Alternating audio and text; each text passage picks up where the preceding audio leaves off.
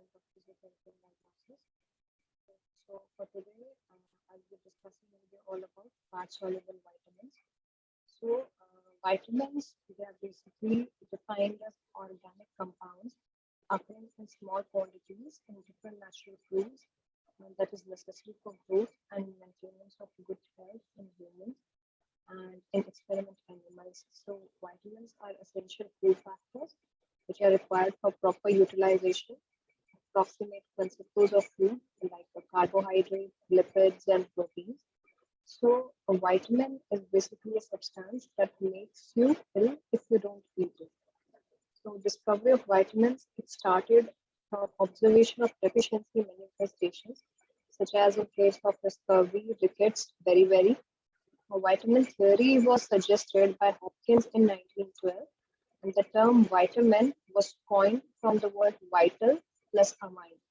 So since earlier identified ones had amino groups, and later work showed that most of them did not contain amino acids. So the last letter E was dropped in the modern term of vitamin as insistence of a MAC column. Now vitamins, they are classified as the two types: fat-soluble vitamins, which is A, D, E, and K. And next is your water-soluble vitamins, basically composed of B complex and C.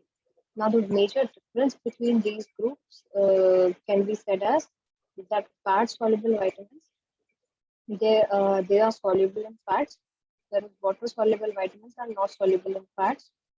Fat-soluble vitamins are not soluble in water, whereas water-soluble vitamins are soluble in water, as the name suggests itself.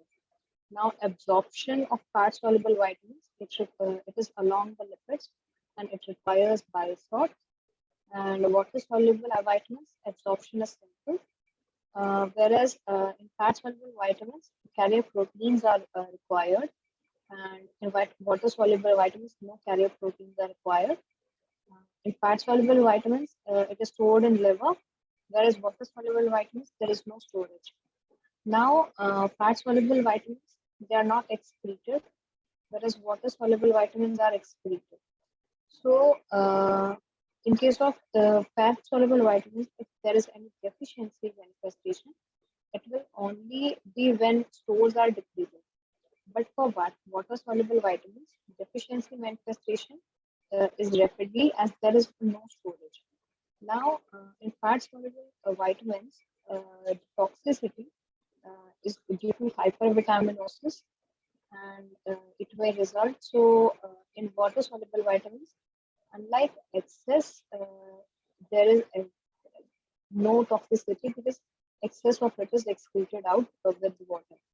Now, treatment of the deficiency can be done by single doses of which may prevent deficiency, and deficiency of water-soluble vitamins can be overcome by regularly treating the dietary supply. And major types of fat-soluble vitamins are A, D, E, K, and in case of water-soluble vitamins, D and C is the exception. So, vitamin B12 is biggest exception amongst the B complex, as absorption is not simple for B12 vitamin, and B12 it requires carrier proteins, and there is a storage for vitamin B12 in our body, and but it basically manifests rapidly as there is storage for a vitamin B12. Now, in general, a deficiency of vitamins may occur due to reduced intake, impaired absorption, impaired metabolism, additional requirements, and increased losses. So now, that was all about the introduction about the vitamins. So what basically are these types of vitamins? I'll be discussing in next lecture from vitamin A to vitamin B and C. So until then, if you have any doubts regarding the introduction part, you can ask me.